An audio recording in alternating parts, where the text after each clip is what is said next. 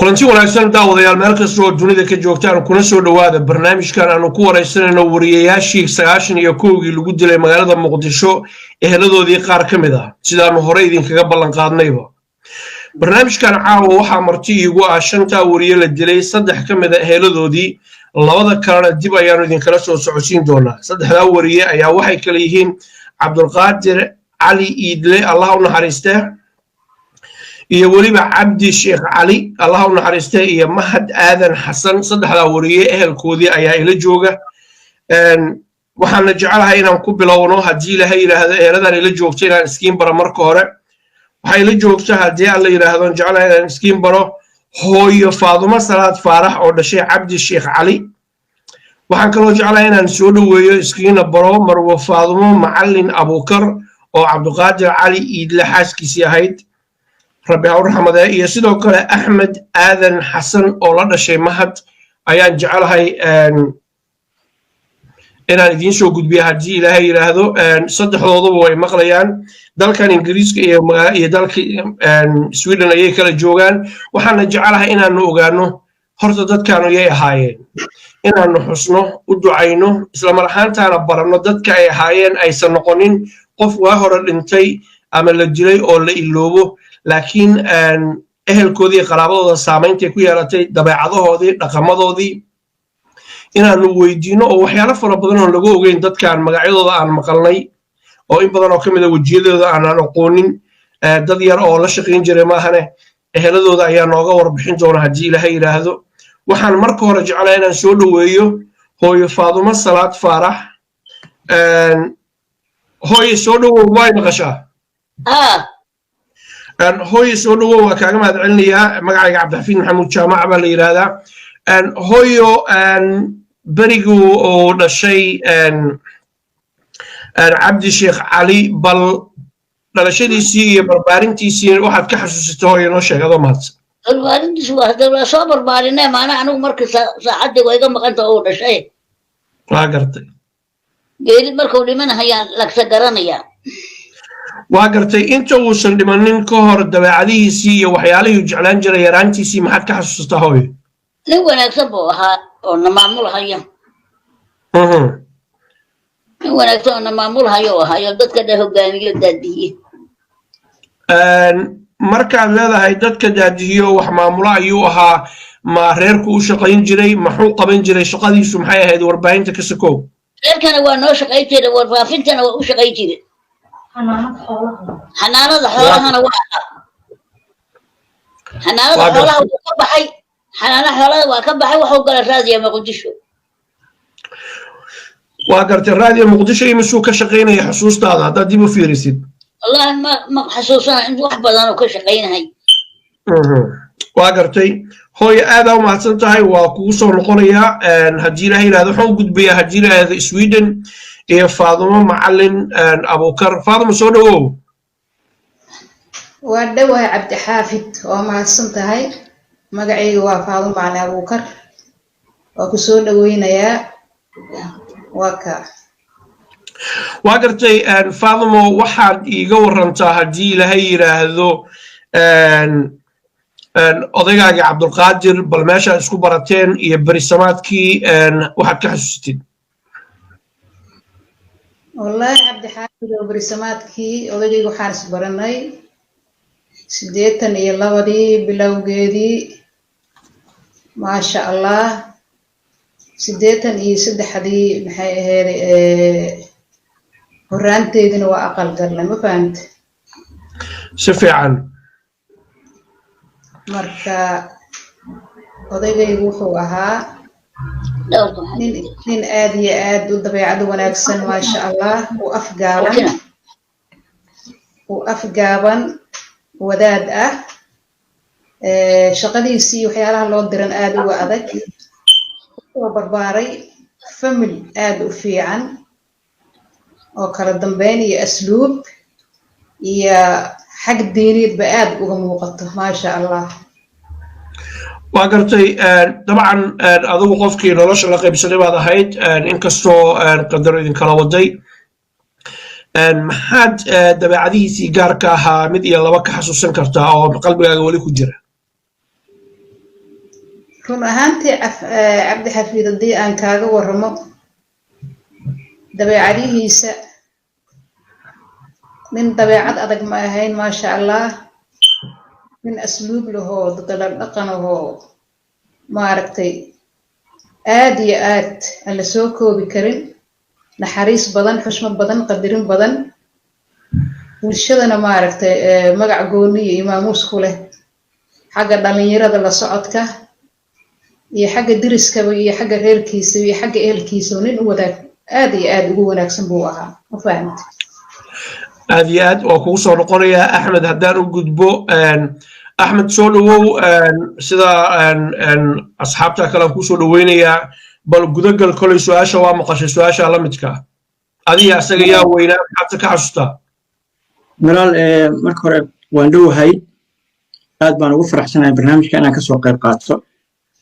mahad aadan xasan mahad cadde wuxuu ah da'deediis wuxuu iga weynaa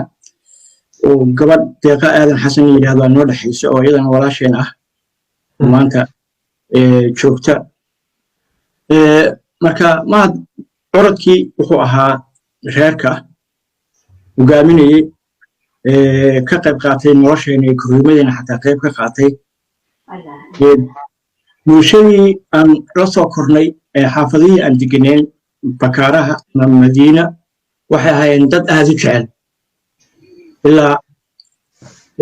yaraantiisii ilaa intuu weynaado idaacadda shaqo ka bilaabay nin la jecel yahay ayuu ahaa ilaa hadda dadkii aan waqti isku weynay ayaa ila soo xiriira oo meel ku wada dhalanay marka gartay wada axmed rallo marka mahad yaraantiisii wuxuu ku dhashay magaalada muqdisho hadda ma xasuusta maadaama in badan iga weynaa martiini iyo waxaa jiray isbitaalaha micnaha dadka hadda maanta jooga ayna garanayn qaarkood cariif la yidhaahdo ambulatooryadii aan ku dhashay oo kale wasaaradda caafimaadka markii dambe laga dhigay taaladii daljirka daahsoon agteeda ku taala marka isku raran ayuu ku dhashay xaafaddii isku raran la oran jiray maanta jaleem ceelgaabi iyo soonaheeda aan jeclahay inay tahay iyo xamar jadiid marka waqtigii dambena waxaan ku soo biirnay dadkii xaafadihii hodan kaaraha soo degay ilaa markii dambe aan u bedelanay madiina oo marka guryo waasac wax saasa aan ka raadsanay iyo marka waxaan deganay xaafaddii madiina xagga dambe ka ahayd oo nuur adduunye iyo dadka kolley hadda magaalada muqdisho degan xaafadda wadajir ayaa yaqaana ceeldheere ayaan deganay oo aan ku soo kornay inta qaybteennii dambe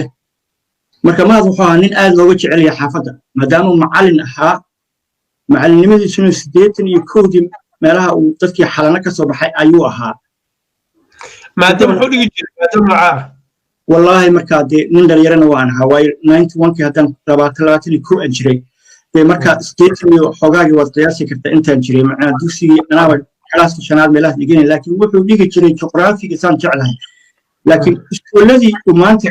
wax ka dhigi jiray ardadii macnaha waqtigaa dhiganaysa ayaa ilaa hadda ila soo xiriirta oo qaarkood xasuustaan macnaha wuxuu ahaa marka dhamayaan sacatan ayuu iskuulkii aan jeclahay inuu ka bilaabay dhamayaan sacatan markii wixii ka soo horreeyey wuxuu ka dhigi jiray meeshii carruurta agoonta lagu hayn jiray afgooye ee weliba qaybta gabdhaha baan jeclahay ayuu marka u horeysay iskuul ka bilaabay macallinimo markuu xalano ka dhameeyey axmed waa kugu soo noqonayaa hadda waxaan aadayaa hooyo faadumo haddii la yidhaahdo hooyo sidee ayay ahayd haddaan wax kaa weydiiyo wax awlaadu ka tegay ma jirtaa cabdi sheekh cali awlaadu ka tegay hal wiil wiilkaas xaggee ku dambeeyey annagaa hayna haatan ingiriisku idinla joogaa haa waa meeqa jir hooyo adoo mahadsan ya waa meeqa jir haa inankuu ka tego ayada u tahay waa meeqa jir 30 sano waa jiraa 30 sano ku dhawaad waa dhashay maalintii la dili rabo dhashay 30 sano waa قادر 30 جر وهي طبعا nin weyn oo mudakara weeye 30 jir ah arrintii siday u dhacday iyo aabihii meeshuu ku dambeeyey dabcan wuu idin weydiiyey maya annaga weli hogaaminayna weli mas-uul ma uu qaadinin walaalihiisaa joogo wax adeeryaalkiisaa joogo maxamed shaacariyo ilmaha wiilasha u weyn oo halka ii fadhiyaa joogo waa gartay hooyo dabcan wuu idin weydiiyey waad oga sheekayseen intuu yaraa iyo intuu hadda caqliyaystayba aabihii siduu u dhintay iyo wixii ku dhacay maxaad kala kulanteen jawaab idinkaga jawaabay weli waxaas ma aanaan weydiin okay waa gartay imina sheegay waa gartay hooyo hadda haddii aan ka gudubno arrintaas cabdi sheekh cali wuxuu ka shaqaynayay idaacaddii waxaa igu maqaalo ah xilliga dilkan uu dhacayo inay ahayd bil ramadaan uu soomanaa arrintaa ma ka warqabtaa adigu ya telefonka fadlan baktiya idinkoo mahadsan gadaal ka baxaya codka saan hooyo isku maqalna وهاجاك هوي وصل نقرية هوي هالك يجوك فاطمة وجودبيا فاطمة مجلسة فاطمة على إبراهيم الشيخ مجلسة واحد أولادها تكون شيء ولا لي ما شاء الله أفر عرورة أفرت عرورته هو ما أنت هذا كل جوا ما فريا سوى ناكس ما شاء الله سؤال هو يا ويدي طبعا واحد أدور أنتي أبوه دوحي كل عي يو dadka loo fara badan oo Soomaaliya dalkeeni markuu burburay ma sahlan inaad u sheegtid aabbo qof kala dilay maxaad ku tirisay oo la hadashay sidee warkaan ugu gudbisay naxdinta leh runtii Cabdi Xaafid oo Soomaali sidaadaba wax ma qarisaba ma ogtahay inta aniga u sheegina waa loo sheegay Soomaaliya magaalada ka maqleen magaalada xaafadii loogu yimid waa maqlayn hadalkooda waa la dilay aabahooda nin magacaas liiraaba dilayo waa ka warqabeen yaraantoodii waa lagu seexin jiray waa ogyihiin waa gartay maxaa ka wada hor lagu seexin jiray ma hadda waa maqlayn ilmihii xaafadii dadkii soo booqday iyo dadkii xaafada joogay iyo ilmaha kan waa agoono aabahood ninkaas dilay magaciisaas liiraa تاكين اللي راها دري لمان مركا wax qarsan ma jirto waa la ogyahay taas ilaa yaraantoodii ilaa hadda way ka warhayaan naxdin iyo afkariir iyo tiiba mid ka darmo maanta anaka noo taagan tahay waayo 30 sano wax dib loo dhaafay xasuusin xoog leh ilmihii iyo maanta wax fahmaayo oo dareenkooda hadda waxa waay shal waxa ay si kala ogeyn waxay maqlaan hore u gudbi jireen laakiin maanta tii shalay annaga maanta nooga xanuun badan runtii marka leedahay nooga xanuun badan tahay maxaad ula jeedaa macnaheedu walaalada maadsan waranka ninka kugu dhuftay iyo midka kugu gilgilaba way kala xanuun badan yihiin dhacdadii shalay aabahaas waa dhintay waa laga samray caruurta wax ma ay safaansaneen laakiin hadda waxbay fahmayaan ya xanuun bay ku noqotay waa gartay cadaalad leh loo baahan yahay ilmihii inay cadaalad helaan u baahan yihiin ninka dilo waa ninkaas anaa ku dhahaya maanta waa gartay dabcan xilli aan isaga wareysanaynay wuxuu ii sheegay oo isaga mar walba saxaafadu qofka maqan bay difaacdaa wuxuu ii sheegay aan jeclahay aan ku celiyo inuusan arrintaas lugna ku lahayn cidna uusan dilinin ciddii eedaynta wadana ayaga caddayn laga rabo dabcan dad kala duwan baan wareysan doonaa laakiin adiga haddaan ku weydiiyey adigu goobjoog miyaad ahayd meesha dilkan uu ka dhacay mise waa lagu sheegay aniga idaacadda goobjoog kama ahayn laakiin xaafadan goobjoog ka ahay ma fahamtay aniga wiilkaas inuu wiilkan ninkan dilay marxuumka inuu dilay markaa timo doonto waay taas haddaan ku dhahaya waa gartay maxaa ka jira erayada oraahda oranaysa markii dilkan uu dhacay kadib waxaa wada hadlay sida dhaqanka Soomaaliga suuban uu yahay labadii qoys diya la idin siiyay arrintan waa arrin dhamaatay maxaa ka jira wax xogod ka haysa ma jirto haba yaraatay wax ka jira haba yaraatee ma jirto biyaha qofkii qaatana maba hadleen soo maaha marka inuu dilo waxaa ku cad inay qoysaskii wada kulmeen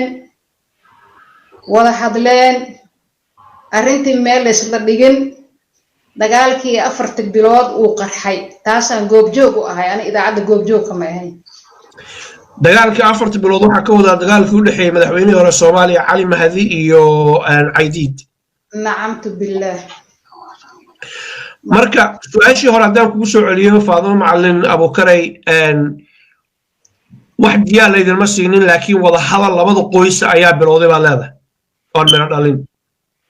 wada hadal bilowday wada hadalkiina ma dhamaanba soo maaha waa gartay aadan kugu mahadcelinayaa waa kugu soo noqonayaa dib waxaan ugu noqonayaa markaan haddii ilaahay yiraahdo Axmed oo weydiinayo wax wada hadal oo qoysaskaas in ay jiraan iyo in kale iyo wax xiriir oo lala soo sameeyay ama ayagu ay sameeyeen Axmed haddaan ku soo dhaweeyay ma jirtaa wax diyaad qaadateen ama wada hadal oo dhex maray qoyskiina iyo qoyska ninka lagu eedeynayo inuu wax dilay waxaan u leeyahay eedeyn wax cadayna ma hayo soo dhawow wada hadal marka hore maba dhicinba waayo intaas waddanka Soomaalidu inta badan way kala maqneedba hadda unbaa hadda meediyaha cusub oo adduunka maanta hala qaaday unbaa keenaya in xiriir la isku sameeyo laakiin anigu wax wada hadal ah aan reerka u ka dhashay ama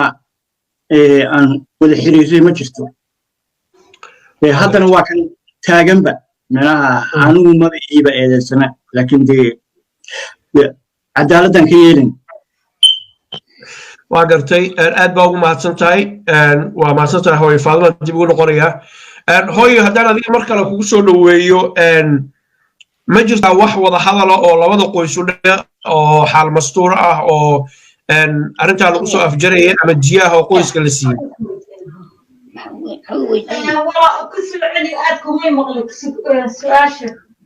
waa gartay daawadayaal hooyo waa qof weyn marka inaan cod kor ugu qaado weeye hadday maqli weyda ka raali ahaada hooyo khayr Allah ku siiya fadlan dadka gadaal ka hadlaya waa idin mahadcelinaa laakiin haddii aan waxay hoos u dhigno codkasay hooyo maqasho hooyo macaan ma jirtaa wax diyaha oo laydin siiyey maxamed shaacalan kugu wareejinaya kada anu indhahana waala oo waxba jeedo marka maxamed shaacalan kugu wareejinaya sug meeshaada fadhi maxamed ha ku garab fadhiyo maxamed shaacali waa kan محمد شعلان كو إلمان كو ولكن يا أنا وحنا جيدة. واقرتي هو محمد هدي أنا وجهه كاميرا فعل وجهه جسيد وعلى الله يد. وحير هذا كله جناس وحير. هذا وجهه محمد مجرته واحد جياه ولا ينسيه أما وضح هذا ولا بدأ قوس الأحمري. واحد جياه ولا ينسيه أما واحد ولا بدأ قوس الأحمر متشرانين. واقرتي وحضر مجرى وذن الأحمر واقرتي أذوق طبعا إن تكونين بان قياسية واقرتي هوي حوغا يرى ورسمغلي ويني وأعلو داريا هوي وين ويا الله بركة عمرك هذه عافمات كذا ما حد كحسوسة دبع هذه سي نقن كيسي ما دام أذوق هاي ولالكي كوينة الله نحرسته ولالكي عبد الشعلي وحو حي تكسيجي سر حنانة حوالها وحلو بدل تجمد حلولة وكسر شقية 1975 كنا وحلو سوى شيء حمر وحو هدنا مسوعي جندق الأورنج الأفغاني أيو ساك بلابي كدب أي تجي أيو وحو بقالي رادي مقدسه ساك بلابي إلا ننتجي أيو شقين هي واقرتي طبعا ويلكي ودلينا إذن لجوغا حتى لندن سان دريما يهوي مركان ويديي حوغا يرو حلقا بينو كوميونيكيشن كانوا فيعنين بل أساقا دباعديسي وحو كراعي إيو سيدي لوغو شيء نيوزكي محان لوغو شيء كرتا وحكوت والله لو معنا وحاوي ويلكاني والمير بو مركز أها aabihiis in la dilay wuu maqlay ninkaasaa dilayna wuu maqlay balse waxa weeyaan wax kale oo wara oo dheeraad ah oo uu ka hayaa ma jiraanin waa gartay waxaan jeclahay inaan u gudbo qaybta kale oo ah xilliga dilku uu dhacay iyo idinka saamayntu idinku yeeshay faamili ahaan haddaan adiga kula joogo maxamed sheekh caliyow goormaad maqasheen dilkaanu inuu dhacay cidda dishay kama hadlayno dilkaanu inuu dhacay goormaad maqasheen sidee warku idinku soo gaaray walaalo waxaan maqalnay dilkaani markuu dhacay 2 beri kadib anu maxamed baan joogay annagoo dhan inteena badan baan marka 2 beri kadib baan maqalnay in la dilay kadibna waxa weeye gabadhii walaasheed uu la joogay ayaa maxaa noo tacsi samaysay odayaal maaragtay baan noo tacsiyeeyay tiro badan oo maaragtay familkaas ahaa oo gabadha qabay marka waqtigaasaan maqalnay annaga gabadha la qabay waa tuma waxa Xalimo Sheekh Cali walaasha waa gartay marka reerkii xididka aad ahaydeen baa idin tacsiyenaya waa gartay dabcan waxaan war ku hayaa inaan khaldanahay iyo in kalena adaa isixi doone dilkan xilligu dhacay xilli rabadaan inay ahayd waxay ahayd rabadaan bay ahayd bisha mars abriil bay ahayd 8 iyo 9 ma kala hubo laakiinse maalin jimca oo rabadaan ayay ahayd ما أبريل ما هي مثل مارch لوضع ريوة أبريل 8 bay ahayd أبريل 8 baan hubaa baan يسقالكي لبلاس midkood bay waa hubaa waa gartay uuro Soomaaliya dabcan salaado Soomaaliya Allah oo Soomaaliya Ilaahay ka baqay ayuu ahaa waa gartay rabbi waxaan uga baryaynaa inuu u naxariisto waxaan kaloo rabaa inaan u gudbo Axmed oo weydiiyo siday ku ogaadeen iyo dilkaanu sidoo u dhacay waxay ku ogaadeen iyo saamaynta uu ku lahaana waa idin soo wada noqonaya kulligiin waa idin weydiin doonaa hadii la aado wax yar ii kaadi Axmed aan khadka soo geliyo Axmed kolley waad maqlaysaa su'aasha goormaad ogaateen in uu dhintay walaalka Mahad Aadan Xasan anagu 28 qoyska qaybna xamar bay joogtay hooyo iyo walaalo ayaa xamar nooga haray 28 March ayaa aniga iyo walaalkayga yaraa iyo aabahay waxaan u soo aadnay Soomaali galbeed baan soo aadnay anagoo kolonyo badan ah oo dadkii u dhashay xataa magaalada Muqdisho qaar ka mid ah ay nala socdaan oo nabadgelyo darteed ay uga cararayaan magaalada Muqdisho ayaan isu soo raacnay marka waxa magaalada Muqdisho ku haray hooyaday Faadimo Nuur iyo walaashay Deeqa Aadan Xasan waxa kala joogay oo meeshii xataa goob joog tagay markii la dilay habareertay Dahaba Cali Sawaaxili waxay tageen maalintii loo soo sheegay oo taariikhda 8 bishii Abriil ah bay tageen waxaana loo soo sheegay in wiilashii uu ku jiray Mahad afarta wariye la qaatay oo ninka uu qaatay oo meedadkoodana yaalaan washadaha saasa ku ogaateen news baan ku ogaanay marka anagu maadaama aan xaafadda ama magaalada Muqdisho aan ku sugnayn marka waqtiga waxaan ku sugnaa magaalada Goday baa anaga socoto badan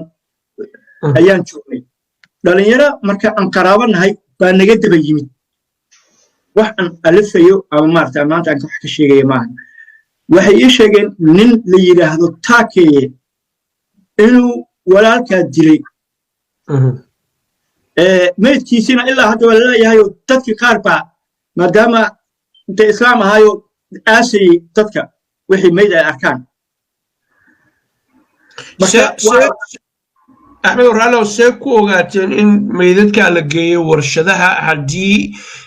markii dilku u dhacay ciidu ay saaraan see ku ogaateen walaadee waxa weeye meesha markii nimanka la qaatay uu ninkan qorshaha hore u sii degay ay ahayd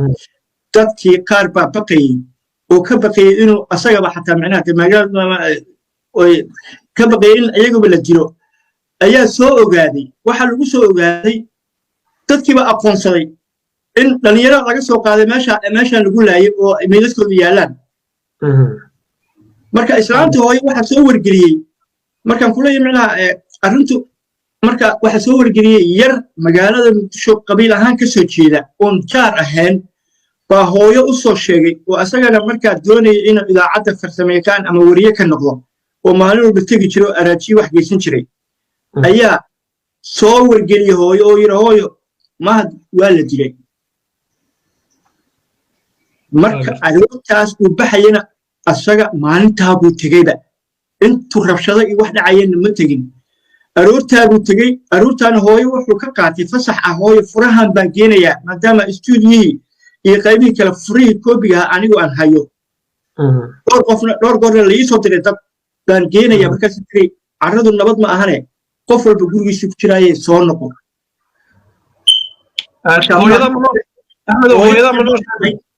way nooshahay walaal way joogtaa guriga ila joogtaa laakiin ma doonayo inaan xasuusiyo waayo qof weyn weeye waa 80 bay kor u dhaaftay marka ma doonayo in macnaha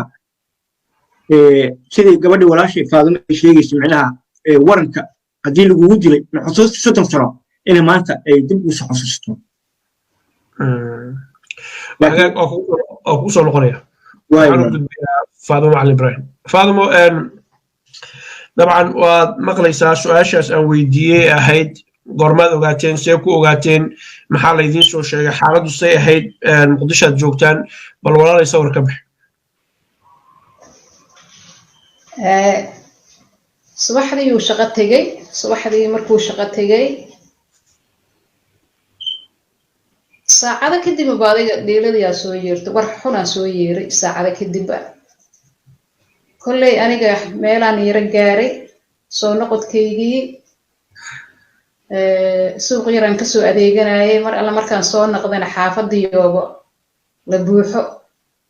aan ku soo noqday wargelin lagula sameeyey inuu dhintay wiilkii ninka magacaasi la dilay wiil yaroo idaacadda kala shaqaynaya oo ku cusbay markaas aa warbixinta keenay ma fahantay ma xasuustaa magaciisa awees bashiir aa gartay marka sidaasaan ku ogaaday xaafadii wada guuxaysa waxaan yiri xabado baroonaha dhaceen mar alla markay xabadihii dhaceen iyo buuqi xaafadda markaan arkaan yiri talow macaruurti xabadihii isu dhaafeen mar alla markaan soo dhawaaday oon yaabanahay ama kaag aan arrintii la ii sheegay xataa wiilkii warbixinta keenay xaafadda uun dhigo waa iga wiji qarsay adig ma fahantay marka arrinta saasay igu soo gaartay annaga subax siduu nooga baxay oo shaqadii u aaday naguma soo noqon waxaan xanuunka la qabaa gabdhaha ayagana dhibkaasoo kale ku dhacay oo raggooda siday shaqada ugu aadeen dib ugu soo noqon aniga markii odagayga laga qaada meeshii markuu dhibka gaaray isbitaal Digfeera la geeyey maba nagu soo noqon waxa waaye naftiisa lagu aas qawraha qaranka meelahaas lagu duugaaday insha Allah meeshaas lagu aasay dib nooguma soo noqon marka xaafadooda ka baxeen dib nooguma soo noqon walaa waa gartay aaskoodii ma ka qayb gasheen aaskiisii may aniga ma tigin xaafada way kala dheeraayeen marka kullay dhalinyarada dadkii la dhashay iyo walaalihiis iyo eheladiisii dadkiisii aasa kullay waxba dhibaato ma jiraan ana caruurtaydan iska haystay maxaa la sheegaa aadan kugu mahadcelinaya waa hagaag waxaan jecelahay markaan inaan dib ugu noqdo maxamed soo dhawow waxaan rabaa hooyo weli way ku ag joogtaa waa qof weyn qoyskiina reer Sheekh Cali gabagabadii aan ku soconaa saameyn intee leeg ayay idinku yeelatay inuu marxuumkaanu idinka baxo oo aad weliba aad aasan kari weydaan duruuftii guud ee markaa dalkeena ka jirtay colaadii dalka ka dhacday awgeed sidee bay idiin saamaysay markaad dib u sawiratid wallahi siday noo saamaysay wax la caddayn karo ama wax la sheegi karo ma ahan maxaa yeelay dhibta dhacday waxa weeyaan hooyo waaba in la beeshay oo jeedaa waa in dhalaadahayba waa gartay dhibaatada noogu weyn hooyo in la beeshay baa noogu darnayd maxal shoogii ay naxday iyo hintii maaragtay qalbigeedu uu fuqay halkaas waxaan rabaa inaad fahansiisid daawadayaasha maxaa ka dhexeeya geerida naxdinta leh ee marxuumka ku jira allah u raxmade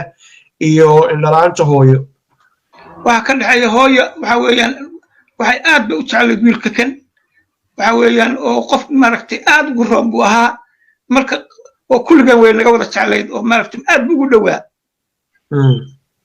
marka qalbigii baa fuqay hooyo oo hintii ay ooyeysay waa sidaas ku indha beesha waa gartay marka ma iyadoo weli xamar la joogay hooyo indha beeshay mise markii laga soo tago halkan la yimid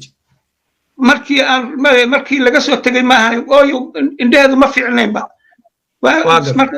aad moo indha beelin laakiinse markaan la soo qaxnay waxa weeye hooyo indha fiican ma lahayn araggeedu waxba hamaag baa ku jiray kadibna waa iska indha beeshay ilaa haddana waa indhalaada waa gartay aad u mahadsan tahay waxaan ku noqonayaa axmed hal mar haddii ilaha yidhaahdo axmed soo dhawow su-aasha waa maqlaysay sidee ayay idiin saamaysay ka qoys ahaan idinka ree aadan walaal waad dareemi kartaa marka qof member reerka ah oo meesha ka baxay qoyskii ama reerkii wuxuu ku yeelan doonaa maadaama mahad uu curadkii reerka ahaa odaga aabahay maalmahaas micnaha anagu maadaama dhalinyaro ahayn marka gobolada soomaalida etoobiya aan joognay waxaan markiiba dareemay waxyaaba aan odaga aabahay ku arki jirin ilaa aan markii dambe xataa caafimaad u keenay jarmalka uu ku geeriyooday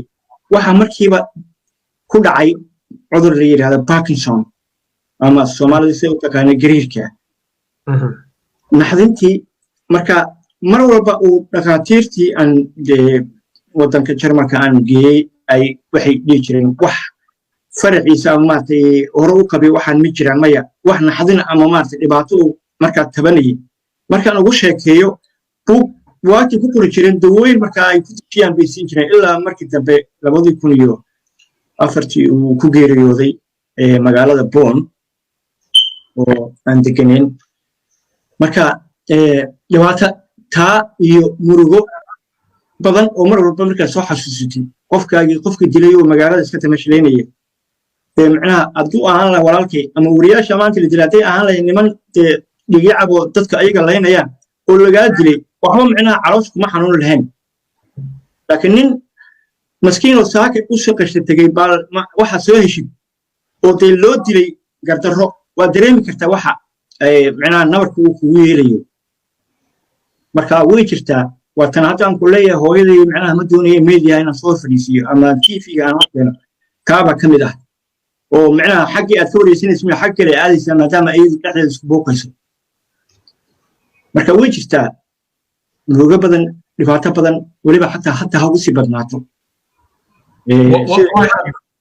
waay hadda waay macnaha 30 sano waad ilaawaysaa wixii lagaa dila ama gardaraha lagu dilo ama lagu dilo gar laakiin markii la keeno YouTube-yada qaarkood ay ka shaqeynayeen macnaha ay marba soo baafinayeen cadaalad aan weli u helin aan daba ku jirno waayo programka hadda aan ku jirno waxa way sida cadaalad u heli lahayn marka waxaan ka sugeynaa waa Soomaali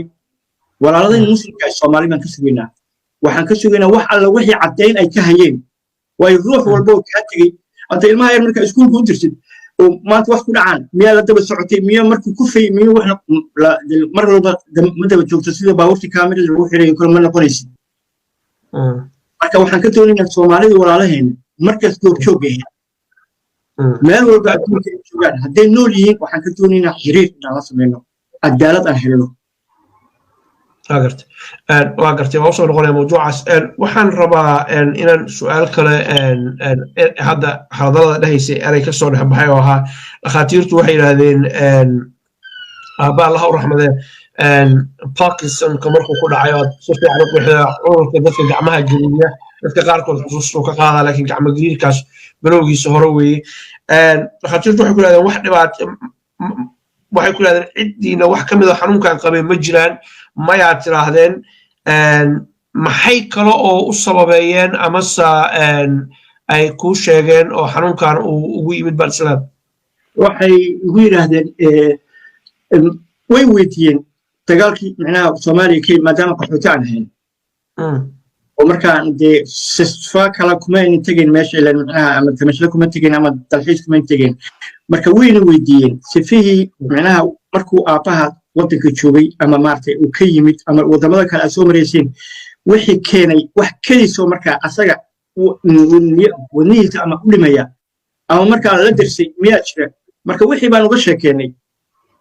waxaan uga sheekeynay wiilkii curadkiisa ah oo dhintay kabacdi ayaan waxaan dareennay asaga in gariirkaan uu ku bilaabmay aad maasantaa ugu fahmay aadamo dabcan waa dhegaysanaysay horena waxaa u sheegtay dareenkaasina qoysaska Soomaaliyeed la qabtid jecelahay inaan idin weydiiyo saddexdiinaba midba mar waxay tahay haddii ilaahay yiraahdo ninkaa lagu eedaynayo in uu wax dilay waana ku celcelinay erayga eedayn maxaa yeelay isagu wuxuu yidhi anigu shuqul kuma lihi sidaa awgeed qofka inta maxkamad laga soo taagayo oo maxkamadaasu ay ka xugmanayso waa qof aan dembi lahayn sida maxkamadaha caalamku ay u shaqeeyaan haddii aan ku weydiiyo adiga maanta haddii aad fursad u heshid in aad adiga iyo taakeeye iyo afartaada awlaada ee agoonta ku soo korisay Allah ku sharfay aad ishor fariisataan maxaad ka oran lahayd ama ka dalban lahayd su'aali wagaag haddaad fursad u heli lahayd maanta muwaadinka Soomaaliyeed ee lagu eedeynay inuu wax dilay hadduu ku soo hor fariisto fursad u heshid maxaad ku oran lahayd adiga iyo ubadkaaga yaryar ee agoonnimada kusoo barbaarisay waqtigeeday ku hagaagsan tahay taas ma arki doonaa waa su'aasha waa gartay aadan kuugu mahad celinaya Allah ku karaameeyo su'aasha su'aal lamid ah maxamed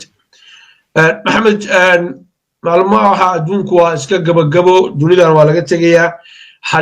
muwaadinka Soomaaliyeed oo asagoo qirtay in uu asagoo cadeeyay inuusan cidna dilinin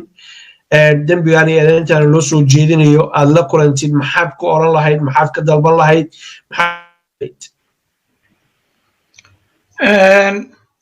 waxaan dalban lahaa waxa weeyaan horta sharciga in la hor keeno haddii aan heli karno isla markaasna waxa weeyaan xasuusta maartay ninkan waxa weeye annaga lagama qarsana maalintuu ninkan dilay ilaa iyo hadda magaciisa waan haynay waxa weeyaan annaga wax magaciisana waxaan u naqaanay annagu Sufyaan iyo waxaas ma aqooni Abtaake Abdullaahi baa magaciisa la yiraahdaa noloshan ku yiraahdaa annaga Abdullaahi Taake ayaa la yiraahdaa Ahmed in loogu daray abiis ma aqaano laakiinse Abdullaahi Taake ayaa la yiraahdaa baan la ku yiri markii annaga hawshan naloo sheegayay marka annagu ninkan waan hubnaa inuu walaalkay dilay wax qarsoon ma ahan ummadii meesha joogto dhan baa sheegaysa waxa weeyaan muxuu ahaa waxaan doonaynaa anagu sharciga in la horkeeno wuxuu sharcigu qabo la waafajiyo intaas kaliya ayaan doonaynaa oo maaragtay sababtoo waxa weeye xasuustan noogu darneed waxay ahayd maadaama aan walaalkay oo meyda oo meesha u geeya aanan ogeyn haddaaban maqlahayaa muxuu ahaa miisaanka dhuxushaa lagu tuuray laakiin annaga markii waxaa la yidhi meydkiisa waa la qaatay meesha waa laga qaaday ayagoo afar ah meydkooda baabuur intii lagu guray baa meel lagu daaso duurka ah baa lagu yiri ma fahamtay annagu laakiinse ma aan ogeyn meeshaas muxuu ahaa meesha lagu daasay oo kuma dambaabi karo halkaas weeye ma oran karo marka naxdinta noogu weynayd waxay ahayd meydkii aan duugan weynay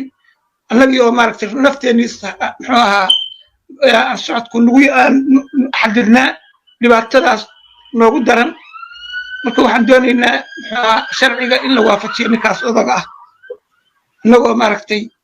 ka codsanayna ummadda Soomaaliyeed oo dhan waa gartay waa ku mahad celinaya Axmed baa su'aashaas oo kala siinaya Axmed soo dhow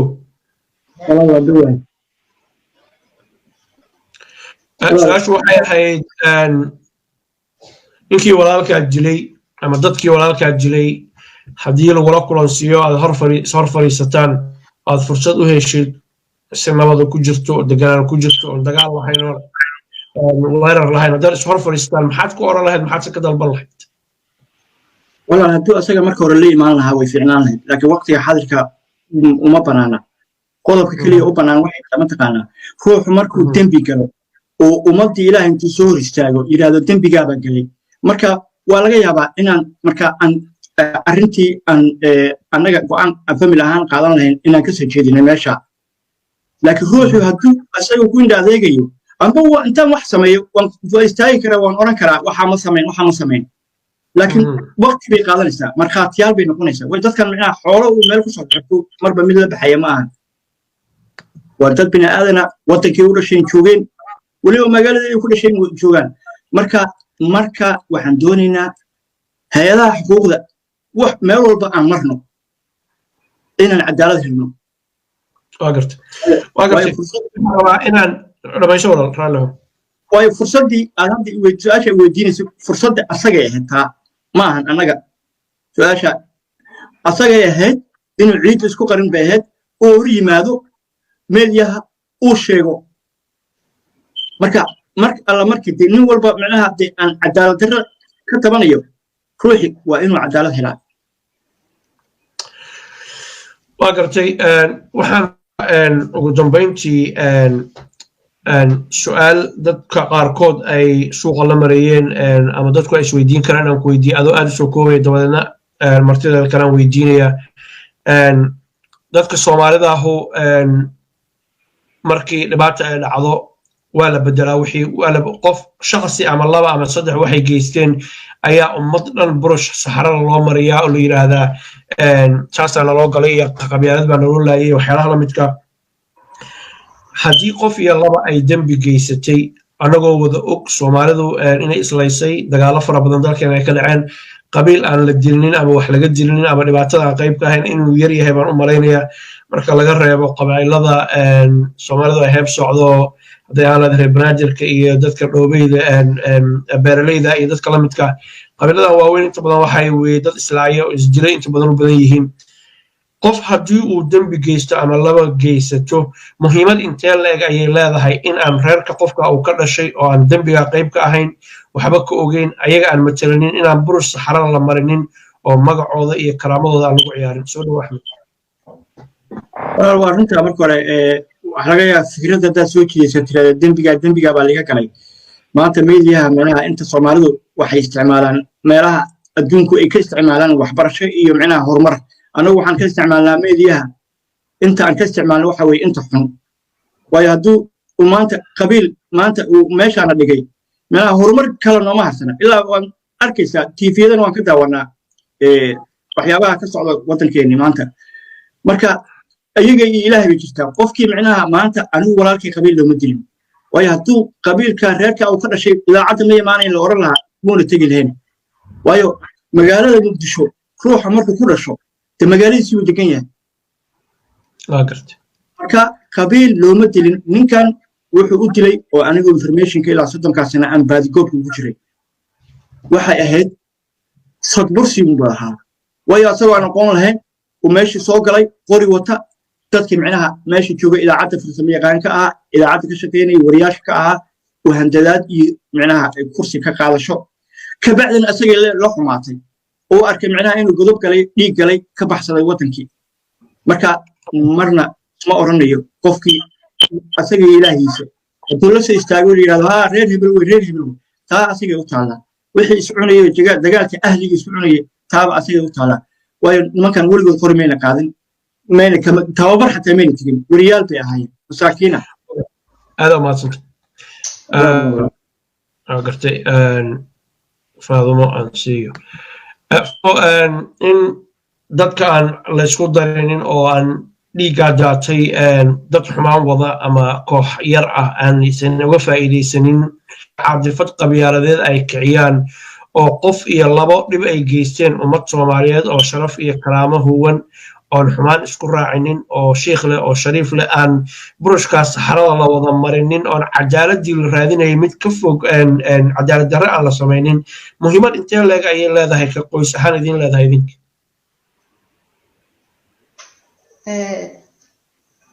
qof maxay ahaaday dilay qof kale in lagu ciqaabo ama dembi qof uu galay qof kale in lagu ciqaabo wuu fiicnaba sideeda ma fahamtay marka kolley aniga fikirkaas ma qabi fikri qabiilna sideeda waaba necbahay waa kasoo horjeedaa kuma barbaarin mana naqaan qabiil waxaana wada beryahan leeba aragnay qabiil 91diiba magaalada soo galay ka hor cid taqeena ma jirto marka ilaahan baryaynaa alla duceysto cid dambiga gashay cid kale yaa loo ciqaabin qabiil wuxuu sameeyaa looga xagan sheekh shariif ay leeyihiin aniga taas sidaada ma aaminsani waxa waaye qabiil iyo wax la yiraahdo ma jiraan qof dambiga uu galay dambi kale yaa looga ciqaabin ilaahay laga cabsado aniga taas ay taladeedu tahay aad iyo aad maxamed aan siiyey markaan maxamed soo dhow su-aasha waa maqashay in aan maaragtay qof adiga qoyskaaga ka mid ah ama walaalahan kale ama kuwa daawanaya dhib qofkaasu geystay inaan loo oranin ree hebel baa la dilay iyo ree hebel baa lagu soo duulay meeshan ay ka cabdahayba nimankaan la dilay inaanba qabyaaladba loo jirinin sida iminka axmed uu lahaa iyo dad kaloo baan nahay oo horey saxaafadda oola hadlay in aan ummadda sumcadeeda iyo sharafteeda iyo shariifkeeda bur saxaro la marinin qofkii xun meel looga soo wada jeesto loona nasteexeeyo dadka intiisa badan inay fiican yihiin la aamino oo xaqiiqada dhabta ahna saas ay tahay see aragtaa adigu walaal waa mahadsan tahay horta waxaa ila jooga muxuu ahaa saddex qof oo walaalaha Nurhan Shacali Faadma Shacali iyo Arda Shacali baa ila jooga ma fahamta waa jeclaan lahaa iyaga ruuxooda bal ra'yigooda ilaa wax ka aragtid kow laakiin haddii anigu antayda ka hadlo waxa ma aaminsani in wax nimankan loo laayay qabiil ma aaminsani maxaa yeelay nimankan waxa weeye niman innocent ah oo wax dembi aysan gelin qori aan qaadan aan ku tala jirin xataa qori inay qaataan oo qabiil u diraraan midkoodna ma ahayn marka waxa loo dilay waxa weeyaan waa jalas ama waxa weeyaan waa masayr baan oran karaa waxa loo laayay ninkanina waxa weeyaan wuxuu ahaa askartii generaal Caydid la socotay ayuu ahaa anigu inuu maaragtay macallin ahaa iyo kuma dambaabi karo laakiin si kulliba askartii waxaan u inuu ahaa askartii jabhadda ahayd oo la socotay generaal Caydid oo ka timid goboladaas maaragtay waqooyi iyo Itoobiya qaarna ka yimaadeen buu ahaa nin wariye ahaa oo caadi ma uusan ahayn waxa weeyaan laakiin waa dhici kartaa inuu jeclaa inuu wariye noqdo sababtaas awgeed baan raggaasina muxuu ahaa u godgaleen waxa weeyaan waxaan jeclaan lahaa maaragtay inaan cidna qabiil iyo waxaas inaan loo eedaynin qabiil ku isdilaan laakiin hawshaan qabiil ma ahayn ee waxay ahayd shakhsi toogasho iyo muxuunaha sadbursi wax la yiraahdo ay nimankaas ku dhinteen masaakiinta allah u naxariistaana leena waxa weeyaan waxaan aaminsanahay sharciga wax alla wuxuu qabo dadka Soomaaliyeed inay xukumaan oo muxuunaha loo arko ninka kan dambiga uu leeyahay waan markhaatigana la badsho inta markhaatigu waa ka badnaa ugu yaraan 30 qof 40 qof baa joogtay walaalkay ninkii ugu dambeeyay oo la sii jiitay ayuu ahaa sidaan maqlay waxa weeyaan oo warninka iga reeba farahana looga qaaday maaragtay ama qolaha xabsiha looga baqo ama wax kale looga baqay marka waxa weeyaan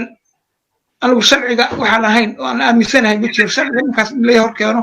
oo sharcigu wuxuu ku xukumo lagu qaado ayaan jeclaan lahaa waa gartay waxaa xusid mudan in uu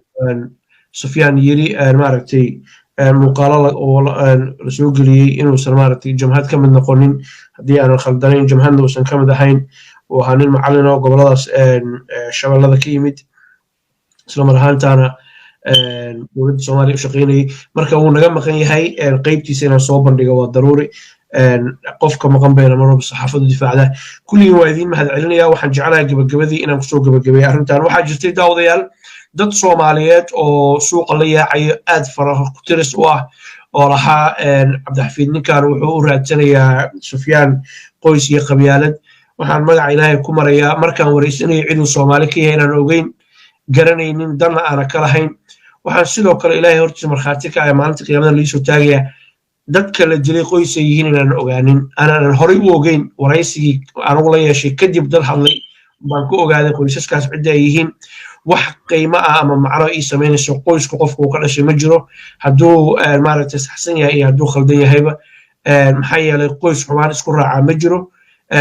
ummadda Soomaaliyeed ma sharaf iyo karaamo leh kala dambeyn la isqabato cuqaal la weeye marka inaan cadaaladda laga fogaanin oo cara iyo xumaan aan looga faa'iidaysanin waxyaalaha qaarkood ayay ku habboon tahay waxaan insha allahu tacaala barnaamijkan ku xigi doona haddii ilaahay yidhaahdo barnaamij kale aanu ku waraysan doono abuukar reerkiisii iyo weliba xange eheladiisii dabadeedna waxaan u gudbo doonaa saan hordhaciba idinkugu sheegay dad ayagu sheegay inay yihiin goobjoog oon horey loo waraysanin oo ayagu arkayay waa say hadalka u dhigeene in qori lagu qabtay abu sufyaan uu qori ku afduubay ama ku qabtay nimankaa warbaahinta ka shaqaynaya qaarkood dabadeedna uu kaxaystay sidaa ayaa qoraal laygu soo gaarsiiyey waxayna diyaar u yihiin baa la yidhi labadaa qof inay hadlaan oo ayagu markaas saxaafadda ay toos ola hadlaan waxaan idinka ballan qaadaya hadday iga yeelaan inaan soo gudbiyo haddii ilaahay yidhaahdo abu sufyaanna aanu maaragtay dib u engage garayno haddii uu naga yeelo arrintaana meeshay ku dhammaato aanu idinla soo socodsiino waxaan u mahad celinayaa marka hore hooyo Faadumo Salaad Faarax oo ahayd hooyada dhashay cabdi sheekh cali hooyo weynahay cabaar bay nala hadashay cabdi maxamed baa booskeeda ku jira iyo reer sheekh cali oo dhan waa idin mahad celinaya waan idinkaga tacsiyanayaa samir iyo imaan baadan leenahay waxaan u gudbayaa marwo Faadumo macalin Abuukar oo Cabdulqaadir cali xaaskiisii ahayd 4 carruur oo wada soo korisay xushmad iyo sharaf iyo karaam ku haynaa kuwa dadkooda iyo dalkooda iyo diintooda aqbala Allah anfaca Allah kaaga dhigo واختيار وكامل علنا صوري إمام كسلنا أحمد آذن حسن أيانا سنة سنة كلهم هذا علني أي دمان رأي آذن حسن يولي بهوي أو لجوك توقفون هل كرينين وقلبي إذا واردين يوانون هذا علنينا صوري إمام بارد لنا هاي أنت أنا كانوا دبوا كل مدورنا ما قاعد هو عبد الحفيظ محمود جامع ما يدين رجيني والسلام عليكم ورحمة الله وبركاته. وعليكم السلام ورحمة الله.